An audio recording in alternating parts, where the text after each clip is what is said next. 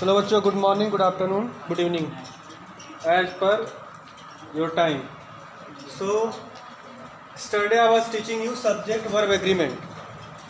तो आपने ये पढ़ा कि जैसा सब्जेक्ट होता है वैसा वर्ब होता है. अगर हमारा सब्जेक्ट जिस तरीके का नीड कर रहा है वर्ब के साथ, वैसा ही आपको वर्ब लेना है. उसमें कुछ रूल्स हमने पढ़ाए थे, ज़्यादा नहीं, 2-3 रूल्स पढ़ाए थे. आज जो आपको रूल पढ़ना है वो लिखना है रूल नंबर जो भी नेक्स्ट है 3-4 जो भी है. मैं याद नहीं आ रहा मुझे कौन सा रूल था, तो रूल नंबर मैं नेक्स्ट लिख दे रहा हूँ, तो आप समझ जाइएगा. जो भी नंबर आप डाल दीजिएगा, 3, 4, 5 जो भी, 3, 4, 5 जो भी अपने हिसाब से डाल लीजिएगा.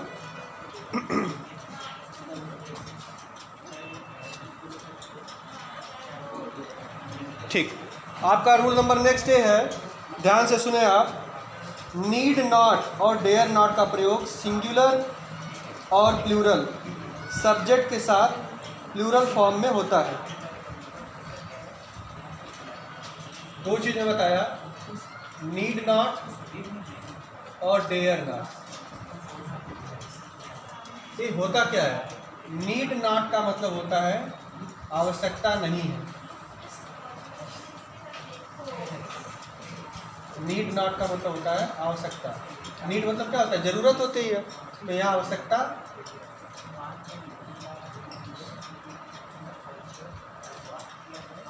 आवश्यकता. डेयर मतलब होता है साहस या हिम्मत. दोनों बात एक ही है और दोनों के साथ नहीं आएगा. नीड नॉट के साथ और डेयर नॉट के साथ, दोनों के साथ नहीं आएगा. इसको ध्यान देना आपको.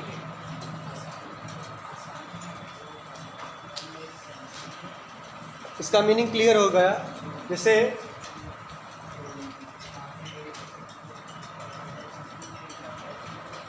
ही नीड अ पेन. अब यहाँ एस रहेगा. He needs a pen. वह एक पेन चाहता है, उसको एक पेन की आवश्यकता है. नीड्स मतलब चाहना भी हो जाएगा, चाहना. तो आपको ध्यान देना कि नीड मतलब आवश्यकता या चाहना, और डेयर मतलब होता है साहस या हिम्मत. जैसे आप सुने होंगे लोग बोलते हैं कि हाउ डे यू, तो बोलते हैं ना हाउ, बोलते हैं ना हाउ डे यू. तो डे नहीं होता है, वो डेयर होता है. हाउ डेयर यू, तुम्हारी हिम्मत कैसे हुई. How dare you to come in my class, तुम्हारी हिम्मत कैसे हुई मेरी कक्षा में घुसने की. ठीक है, कक्षा, नॉट कक्षा. तो आप इतना समझ गए नीड और डेयर का हिंदी मीनिंग क्या होता है. तो study with enjoy with me, हंसते भी रहो पढ़ते भी रहो. नीड का मतलब होता है आवश्यकता और डेयर का मतलब होता है साहस या हिम्मत. दोनों में नॉट है, इसका मतलब नहीं हो जाएगा. अब इसका यूज कैसे होता है उसको हमको देखना है. अभी मैं आपको सिर्फ इसका मतलब बता रहा था, या आपको जो मैं सेंटेंस लिखूं तो आपको उसका मतलब समझ में आए. पहला सेंटेंस है she need not go there. She need, इसको आप ऐसे भी लिख सकते हैं, ऐसे भी लिख सकते हैं या ऐसे भी लिख सकते हैं. इसको नीडंट बोलेंगे. तो सी नीड नॉट गो दियर. इसमें मिस्टेक क्या देगा, कभी कभी नीड नॉट के साथ टू दे देता है, तो टू कभी नहीं आएगा. इतना याद रखना है कि नीड नॉट और डेयर नॉट के साथ टू नहीं आएगा. याद रखना, TO2 नहीं आएगा. ये गलती कैसे देता है हमें सही करने के लिए. वो क्या देगा, इस तरह दे देगा कि she need not to go there. She need not to go there, go. तो यहाँ पर देखो ये टू, यही गलती है, ये नहीं रहेगा. जैसे हमको लग रहा है पढ़ने के बाद कि हमारा सेंटेंस सही है, पर नीड नॉट और डेयर नॉट के साथ टू का प्रयोग नहीं होता. मैं ओरली बोल रहा हूँ, आप चाहें तो इसको रिटन वे में लिख सकते हैं अपने याद करने के लिए.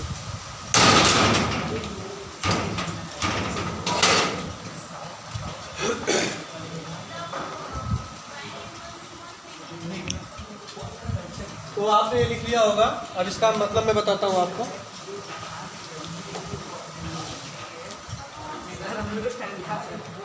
She need not go there, उसे वहाँ जाने की आवश्यकता नहीं है। इसका क्या होगा?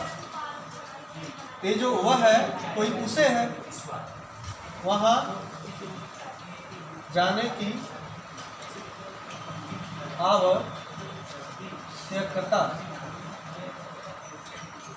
आवश्यकता नहीं है। आवश्यकता ऐसे ही लिखते हैं, कैसे लिखते हैं? आवश्यकता ऐसे तो नहीं लिखते, सही है ऐसे ही लिखते हैं। थोड़ा हिंदी में थोड़ा मेरा वीक है। तो उसे वहाँ जाने की आवश्यकता नहीं है। इसका मतलब ये होगा she need not go there, तुम्हें पढ़ने की आवश्यकता नहीं है। इसका इंग्लिश क्या होगा बताओ, तुम सोचो। तुम्हें पढ़ने की आवश्यकता नहीं है। You need not study. लोग बोलते हैं घर में ना, तुम्हें वहाँ जाने की आवश्यकता नहीं है, तुम क्या करने जाओगे। तो अब इसकी ट्रांसलेशन इसी तरह आप सीखते हैं ना।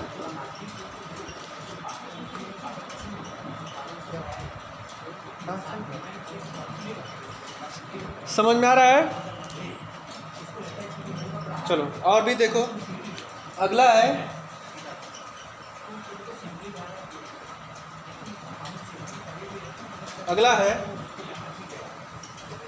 आप इसको ध्यान से देखते रहे। He dare not oppose his father. He dare not oppose his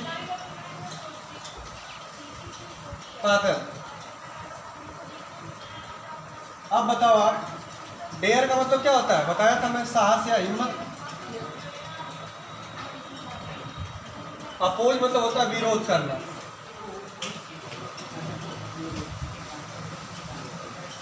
ये बात भी सही है, हम अपने पिताजी से डरते हैं, शायद आप भी डरते होंगे। तो हो जाएगा he dare not oppose his father, उसको अपने पिता का विरोध करने की उसके पास हिम्मत नहीं है। ही डेयर नॉट, उसके पास साहस नहीं है। ऐसे देखो एक एक शब्द का, ही डेयर नॉट, ही मतलब उसे या वह जो भी है, डेयर नॉट उसके पास साहस नहीं है अपोज करने का, विरोध करने का। किसका विरोध करना? अपने पिताजी के। तो उसके पास हिम्मत नहीं है, साहस नहीं है कि अपने पिताजी का क्या करे। तो ये शब्द जो है नीड और डेयर बहुत इंपॉर्टेंट है।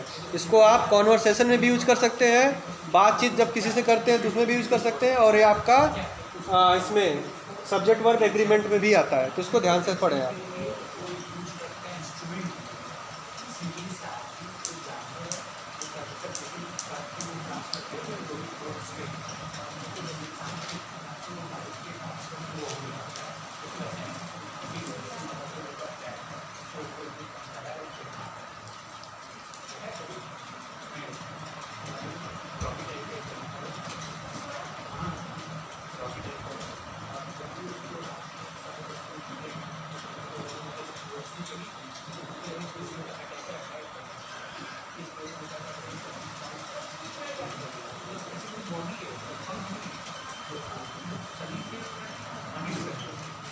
कुछ पेयर वर्ड्स होते हैं,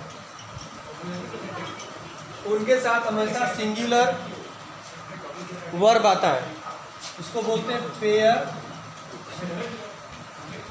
वर्ड्स।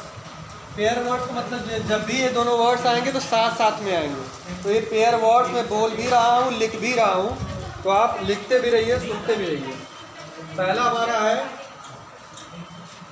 Bread and butter. इसके बाद हमारा है राइस एंड करी।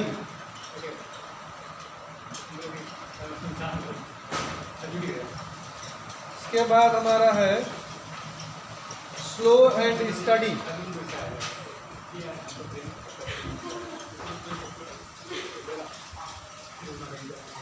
इसके बाद हमारा है truth and honesty.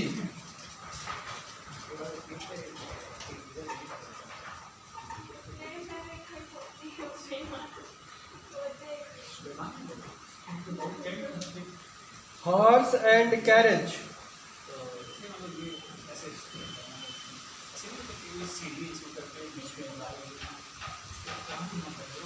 Horse and carriage. अगला है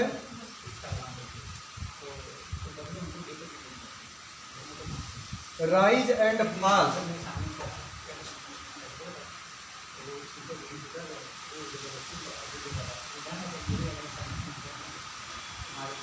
कमिंग एंड गोइंग,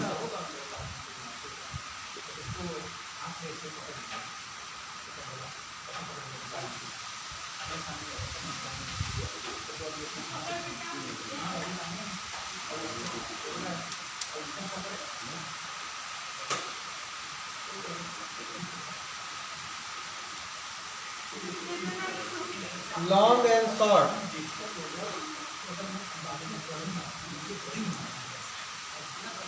एग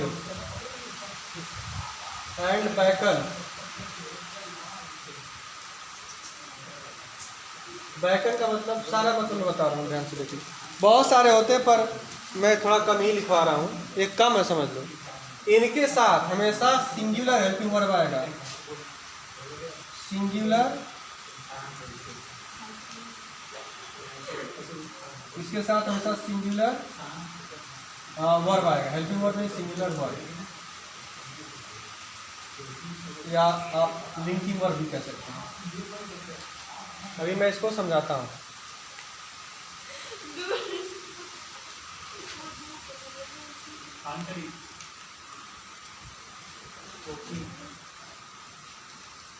अब हम एग्जाम्पल लेते हैं इसका। Bread and butter is my favourite breakfast. Bread and butter,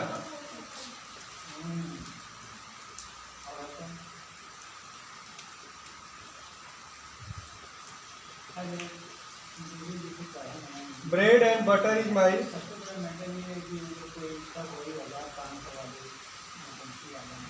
favourite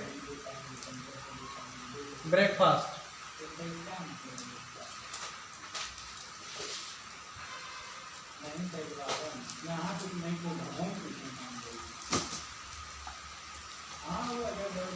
rice and करी इज पॉपुलर डिश।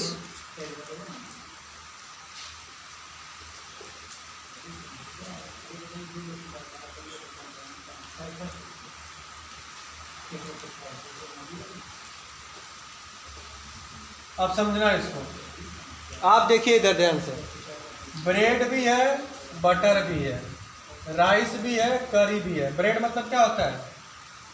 जो ब्रेड हम गांव में खाते हैं घर पे आप, उसका हिंदी मुझे नहीं पता है। ब्रेड जो आता है वो पाव रोटी बोलते हैं पता नहीं, जो भी है। ब्रेड एंड बटर, बटर आप जानते हैं मक्खन। तो ब्रेड एंड बटर ये दोनों एक ही चीज में है, अलग अलग सेपरेट करके नहीं देखना है इसको, एक ही चीज है ये ब्रेड एंड बटर। इसीलिए देखो यहाँ पे क्या लगा है, इज लगता है। अगर अलग अलग इसको रिप्रेजेंट किया जाता है तो क्या लगता है, आर लगता है। दूसरा है राइस एंड करी, ये बहुत पसंदीदा खाना है, पॉपुलर डिश है। आई लाइक आल्सो, मैं भी इसको पसंद करता हूँ। राइस और करी को, चावल और जिसको गांव में कढ़ी कहते हैं, तो करी इज पॉपुलर डिश। तो देखो यहाँ पर भी इज लगा है, इसका मतलब करी और राइस जब भी आएंगे साथ साथ में आएंगे। तो राइस के साथ करी का रिलेशन है, ब्रेड के साथ बटर का रिलेशन है। तो इसी तरह जितने वर्ड्स मैं आपको लिखवाया हूँ उनके साथ याद रखना कि हमेशा इज आएगा, इज ही नहीं, मतलब सिंगुलर वर्ब, जैसे इज हो गया। और सिंगुलर वर्ब क्या होता है, एम हो गया। और क्या होता है, हैज हो गया। और क्या होता है, वाज हो गया, एटसेट्रा। तो ये सब आपको दिमाग में रखना है। अब सेम इसी तरह देखो, दूसरा मैं लिख रहा हूँ, रूल अपना बढ़ाते जाना है। दूसरा रूल था, नेक्स्ट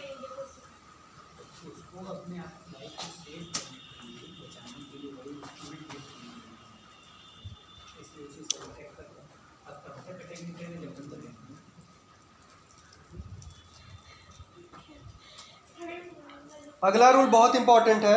यदि दो सिंगुलर नाउन एंड से जुड़े हों तथा सिंगुलर नाउन के पहले आर्टिकल या पॉजेसिव एडजेक्टिव जैसे माई, योर, आवर एटसेट्रा का प्रयोग हो तो इससे सेम पर्सन अर्थात एक ही व्यक्ति का बोध होता है। फिर से सुन लो, यदि दो सिंगुलर नाउन एंड से जुड़े हों, listen very carefully, don't write. यदि दो सिंगुलर नाउन एंड से जुड़े हों जैसे राम और श्याम, प्रिंसिपल और मैनेजर, इस तरीके से एंड से जुड़े हों तथा फर्स्ट सिंगुलर नाउन के पहले आर्टिकल, पहले वाला जो सिंगुलर नाउन है उसके पहले आर्टिकल, आर्टिकल का मतलब क्या हो गया, ए एंड द, या पॉजेसिव एडजेक्टिव हो जैसे पॉजेसिव एडजेक्टिव का मतलब माई, योर, हिज, हर एटसेट्रा, तो इससे सेम पर्सन अर्थात एक ही व्यक्ति का बोध होता है, अलग अलग व्यक्ति नहीं है वो दोनों। जैसे मैं एग्जांपल दूंगा तो समझ में आ जाएगा। जैसे the principal and secretary was there, जो मैं रूल बोल रहा हूँ उसको फिर से रिवर्स करके वीडियो में सुन लेना, मैं क्या बोला हूँ उसको लिख लेना, इसके बाद एक एग्जांपल समझो। रूल्स को मैं 2 बार बोला हूँ इसलिए उसको वीडियो को पॉज करके या रिवर्स करके सुन लेना। अगला देखो, जो मैं एग्जांपल बोल रहा हूँ उसको समझाने के लिए जो रूल्स में बोला हूँ। The principal and secretary was there,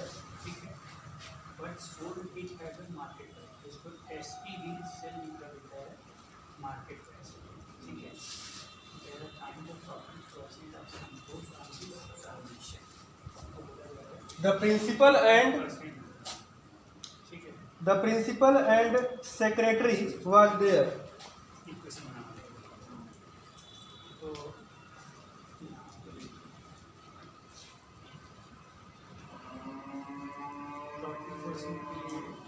अगला रूल ले लो, अगला example,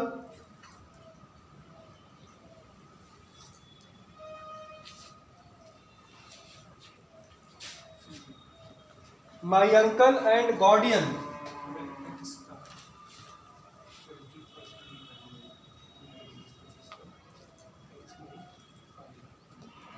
my uncle and guardian has come to meet me. 2 example में बोला हूँ। इसको गार्जियन कुछ लोग बोलते हैं, वो प्रोनाउंसिएशन गलत है, इसको गार्जियन नहीं कहते, इसको गार्डियन बोलते हैं, गार्डियन।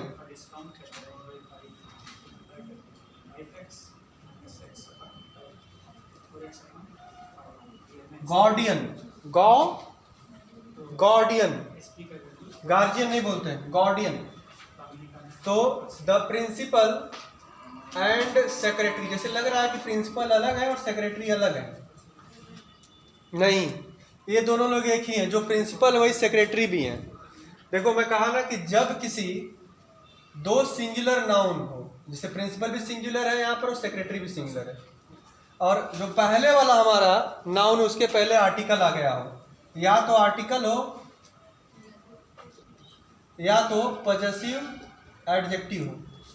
इतना ध्यान देना बच्चों, बहुत आसान है, बस मेरी बात को ध्यान से सुनो, समझ में जरूर आ जाएगा।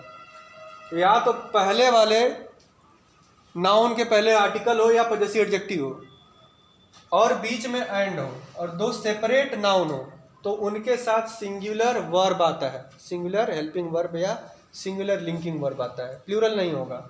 जैसे आपको पढ़ने के बाद ये लग रहा है कि the principal and secretary was there, principal भी थे और सेक्रेटरी भी थे, नहीं, अलग अलग कब हो जाएगा, जब ऐसे रहेगा the principal and the secretary, तब अलग हो जाएगा। यहाँ भी आर्टिकल आ जाए, यहाँ भी आर्टिकल आ जाए, यहाँ भी पॉजेसिव हो जाए, यहाँ भी पॉजेसिव हो जाए, या आर्टिकल आ जाए, तब दोनों अलग हो जाएंगे। जब तक सिर्फ फर्स्ट वाले नाउन के पहले आपका या आर्टिकल है या एडजेक्टिव है पॉजेसिव, और वो एंड से जुड़े हैं, दोनों सिंगुलर हैं, तो उनके साथ आप सिंगुलर की तरह ट्रीट करोगे, यहाँ पर सिंगुलर हेल्पिंग वर्ब ही लोगे। तो ये दोनों समझ में आ गया होगा। जैसे एग्जाम में कैसे मैं दूंगा, ध्यान से देख लो, मैं दे दूंगा the principal and secretary were there, तो आप पढ़े रहेंगे तो शायद नहीं, यहाँ वर नहीं वॉच होगा। फिर मैं कह दूंगा माई अंकल एंड गार्डियन, जो अंकल है वही क्या है, गार्डियन है, तो अलग अलग नहीं है तो मैं यहाँ हैव दे दूंगा, तो आप नहीं पढ़े रहेंगे, ध्यान से वीडियो नहीं देखे रहेंगे तो आप मिस्टेक कर देंगे। Have a good day, bye.